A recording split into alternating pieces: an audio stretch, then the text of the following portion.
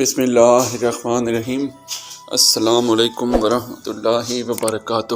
روایت کے مطابق مرزا اور صاحبہ پنجاب کے ایک چھوٹے سے گاؤں میں ایک ساتھ پلے بڑھے۔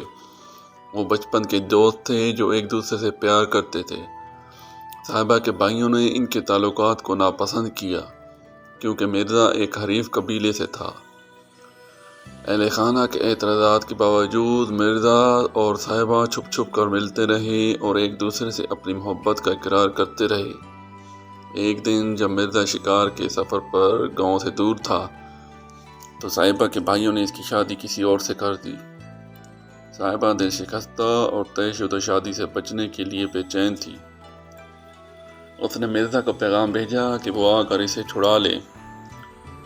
مرزا صاحبہ سے شدید محبت کرنے فوراً اسے بچانے کے لیے گاؤں واپس آ گیا، لیکن صاحبہ کہیں نظر نہیں آئی۔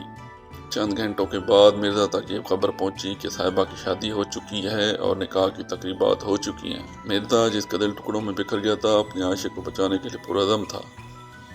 اس نے پورے پنجاب میں صاحبہ کو تلاش کیا اور خوش قسمتی سے وہ اسے مل گیا۔ ایک دوسرے سے ملنے کے بعد وہ خوشی سے بھر گئے۔ چند گھنٹوں بعد وہ دونوں ایک درخت کے نیچے سو رہے تھے۔ جب مرزا سو رہا تھا تو صاحبہ کے بھائیوں نے مرزا کے تیر مارے تاکہ مرزا صاحبہ کے بھائیوں کو قتل نہ کر دے۔ جب وہ بیدار ہوئی تو دیکھا مرزا کی لاش اس کے ساتھ ہی پڑی تھی۔ اس کے فوراً بعد اس نے ٹوٹے ہوئے تیروں میں سے ایک کو پکڑا اور اس سے خود پر وار کر کے اپنی زندگی کا خاتمہ کر لیا۔